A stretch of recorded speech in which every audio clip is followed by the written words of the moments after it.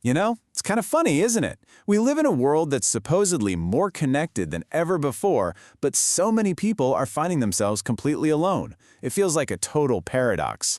But what if it's not? Today, we're going to decode the psychology of why some of the most self-aware people are the ones who are still single. So let's talk about this 2026 dilemma.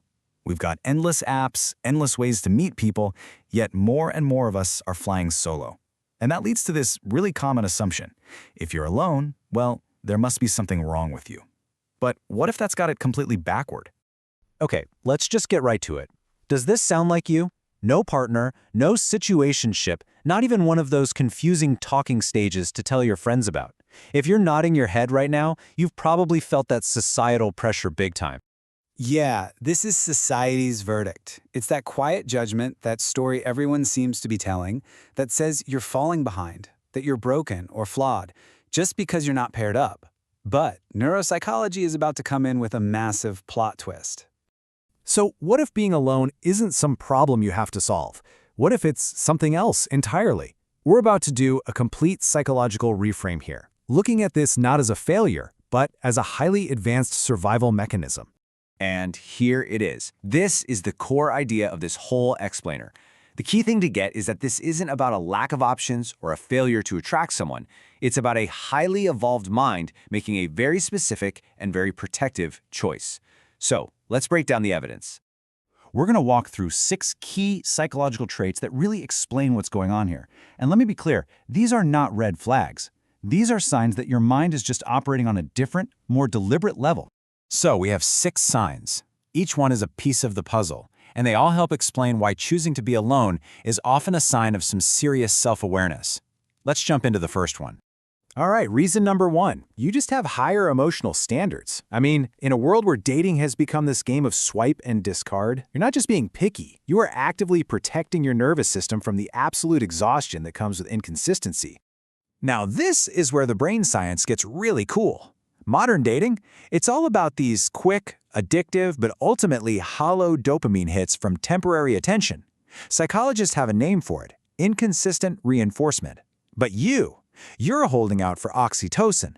That's the hormone of secure, long-term, meaningful bonds. It's a totally different ballgame. Okay, reason number 2. You prioritize your own self-awareness way more than you care about social validation.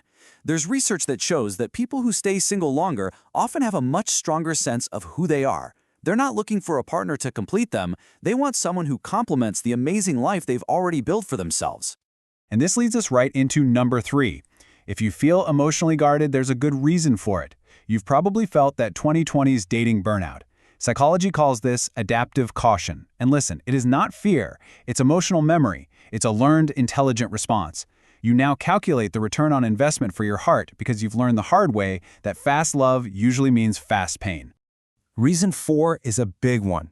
You fundamentally understand the difference between solitude and isolation. The world mixes these up all the time, but you know they are polar opposites. Solitude is enjoying your own company. Isolation, that's the feeling you get when you're with the wrong person. So you know that anyone who comes into your life has to be better than the peace you have on your own. Which brings us perfectly to reason 5. You are resistant to disposable culture. Psychologists sometimes call people who crave depth and meaning deep processors, and frankly, they're just opting out of today's shallow systems. You're not single because you can't connect, you're single because the kind of deep connection you offer is rare, and you just refuse to play a superficial game that's built for quick exits. And finally, reason 6. A lot of people who are still alone are in a season of active rebuilding. You are quite literally under construction. You're rewiring your brain, you're healing old patterns, maybe even breaking generational cycles. You are choosing to build a solid foundation right now so you don't end up living in a broken house later.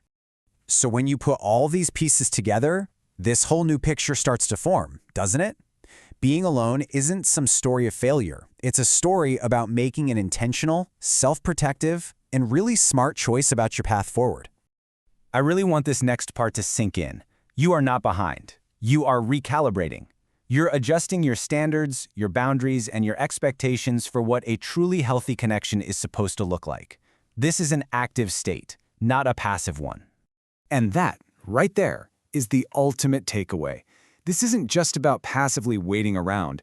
It's about actively cultivating the life, the mindset, and the self-worth that will attract the right kind of love when the time is right. And that's not failure. That is one of the bravest things a person can possibly do. So, I'll leave you with this final thought to chew on. What if this whole period of solitude, what if it isn't just a temporary stop, like a waiting room before the main event? What if mastering the art of being contentedly alone is, in and of itself, a profound and worthy destination?